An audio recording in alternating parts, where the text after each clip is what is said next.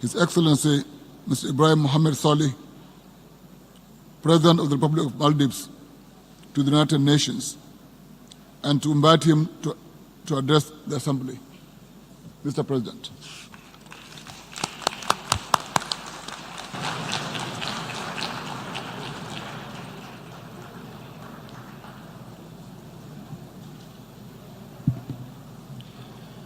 Bismillahirrahmanirrahim.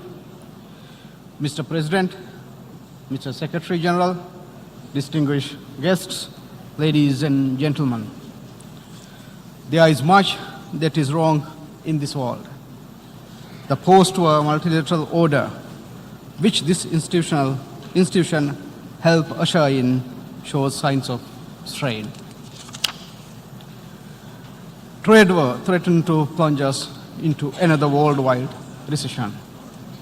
Populism, political extremism, and nativism have found currency among the disaffected within our societies. The promise of democracy, enshrined in the principle of self-determination on which this organization was founded, is in retreat. Emboldened by populist rhetoric, racism and xenophobia in various guises threaten to rip our societies apart. Terrorism continues to plague and affect all our societies. Meanwhile, the climate crisis looms ever larger, heightened by our collective inability to address it. Which is why the world needs the United Nations now more than ever. We need to remind ourselves of the horrors that led to the formation of this institution. Let me jog our collective memory. The United Nations was formed out of the ashes of two devastating world wars in which more than 100 million people were killed. It was born out of a belief in the sanctity of human freedom and of self-determination, which means even small nations have a voice on the global stage. Its charter privileged peace and international cooperation so that we may avoid wars and enjoy the dividends of our peaceful coexistence. We need the United Nations because the problems of our times are extraordinary. Extraordinary because none of us alone can resolve them. We need the strength of the collective to fix the challenges of our times. Mr. President, in these difficult times, when the great wave of democracy that swept the world during the last century seems to have ebbed, the Maldives represent a remarkable story. It is a story of second chances, a story of people power, a story of how we as a nation managed to reverse a downward spiral towards autocratic rule. Exactly 1 year ago, in the early hours of 24 September 2018, results of the Maldivian presidential elections were announced. The elections were significant because they represented our one shot at rekindling democracy in our country. As many of you would know, our democratic journey that began in November 2008 was cut short within a few years. Lurking behind the high idealism for our democratic movement were remains of the old democracy. The judiciary was hijacked, parliament brought to a standstill, institutions of state co-opted, and the press gagged. Political opponents were constantly threatened, and opposition leaders either jailed or exiled. Many in the international community spoke out against this reversal. As is the want of autocrats, the regime turned its back to the world. we left the Commonwealth of Nations, insisting its call for democracy in the Maldives was an affront to our sovereignty. Isolationism became our default foreign policy. That we won the election last year in the face of such adversity against the odds that seem insurmountable in an immense credit to the Maldivian people. The responsibility they have entrusted in me is something I do not take lightly. There is much that needs to be done. From embedding good governance to delivering justice, from educating our young people to uplifting our most marginalized, from creating opportunities for businesses for leveraging the benefits of new technology,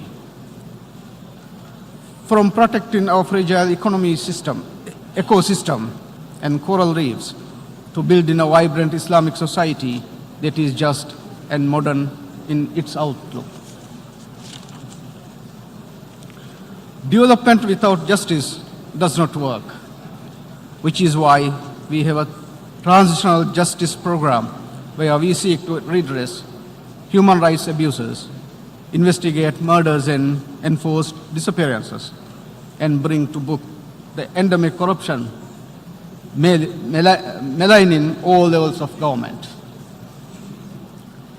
We are engaged in a comprehensive police reform program and working closely with other institutions of state to reform the modernize of our judicial system. Meaningful democracy is about more than just holding elections. It is about involving citizens in the decision-making process, which is why we are working on legislation to decentralize our governance structure and devolve power to our local communities. Mr. President, as I said at the start, these are challenging times which require strong actions from us all. This is why, on the international front, we have reaffirmed old friendships long neglected and commenced new ones. We have begun the process of rejoining the Commonwealth of Nations. It is our intention to be a good international partner, to be part of a shared solution to the pressing issues of our time, from climate change to fighting the scourge of terrorism. Terrorism and violent extremism have become one of the biggest threats of the 21st century. Its roots are found not only in the disaffection and disenchantment brought on by a rapidly changing world, but also in the active efforts of opportunists who twist religion and poison young minds to do their bidding. As we have come to know, terrorism and terrorists do not recognize national boundaries. On Easter Sunday, we woke up to shocking news of terror attacks in Sri Lanka, our closest neighbor. The danger of these networks spilling over our borders is all too real. What is required is concerted global action. This involves everything from intelligence sharing, counterterrorism training, and best practice sharing, as well as reforming our financial system to stop terrorist networks of finance. Unilateral attempts to deal with this menace are largely futile without corresponding global coordination, which is why the UN remains so relevant to the world. Despite the best attempts by the UN and its member states spanning a number of decades, the question of Palestine remains unresolved and on the agenda in this revered assembly. Never before has the inalienable rights of the Palestinian people been so acutely and blatantly dismissed by Israel, marginalized and discriminated against in complete disregard of international law, and the resolution of both the General Assembly and the Security Council. We are strongly of the view that the lasting peace in the Middle East can only lead to fruition through a two-state solution driven by genuine and meaningful dialogue between the Arab countries and Israel. We call on the United Nations and its member states to undertake every effort to work towards a settlement that would achieve this result. The Maldives will always stand unwavering in the support for the Palestinians in their endeavor to achieve an independent and sovereign state of Palestine based on the 1967 borders with East Jerusalem as its capital city. Mr. President, for more than 30 years, we have been struggling to meaningfully address the climate emergency. For 30 years, we Maldivians have been saying that this is the fight of our lifetime because it threatens our very existence as a nation. While the scientific evidence is irrefutable, there has been an alarming lack of global action. According to the Intergovernmental Panel on Climate Change, if the mean temperatures continue to rise above the 2 degrees threshold, we will be faced with a point of no return. While the Paris Agreement on climate change was a breakthrough for what we could collectively achieve, so much more needs to be done. Although this problem is not our making, the Maldives is determined to drive the solution.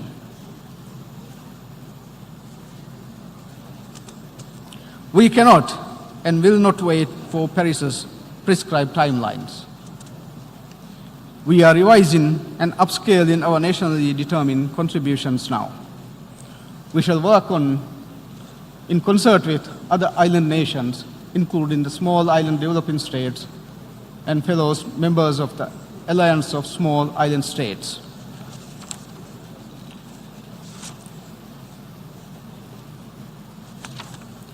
Just yesterday, at the Secretary General's Special Summit on Climate Change, the Maldives presented a plan entitled Climate Smart Resilient Islands, which seeks to utilize natural solutions, promote innovation, and leverage new technologies to build resilience in our communities.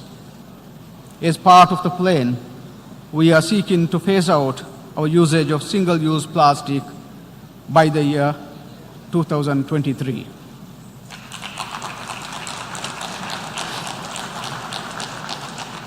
This will be one of the most far-reaching and ambitious plastics phase-out plans of any nation on earth.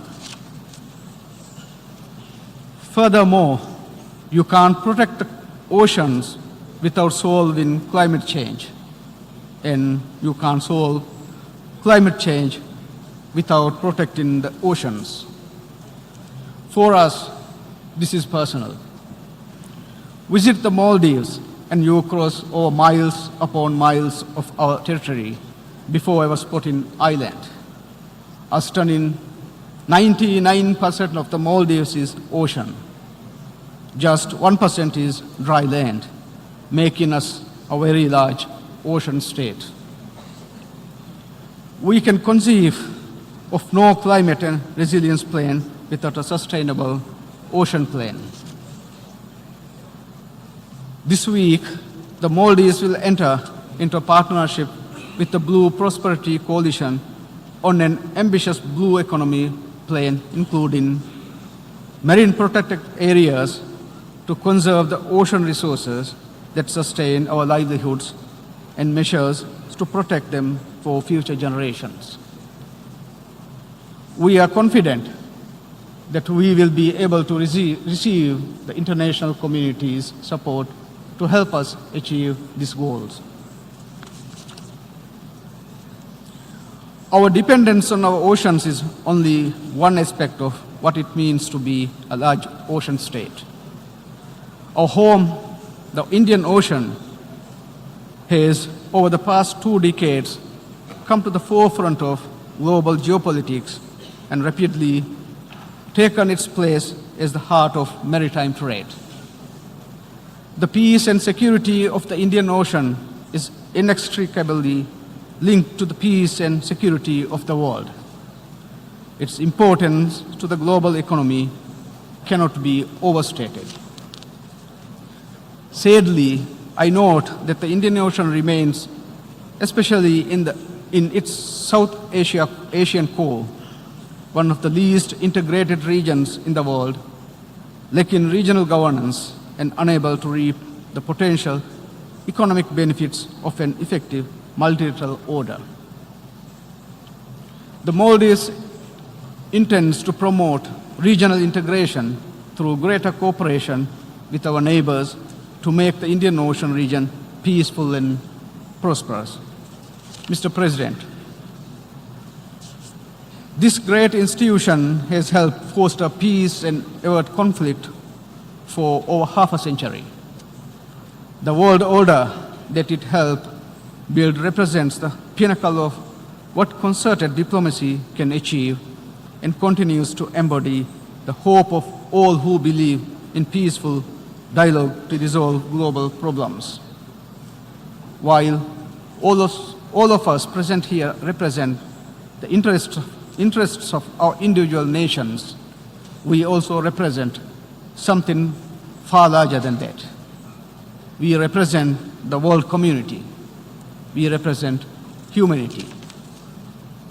For its part, the Maldives shall continue to partner with our many international friends with a renewed spirit of openness and engagement so that together we can overcome obstacles and effectively resolve our common challenges.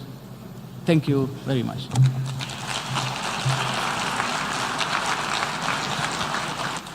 On behalf of the General Assembly, I wish to thank President Mohamed Solih of the Republic of Maldives for the statement just made. May I request the President to remain seated while we greet Mr. President.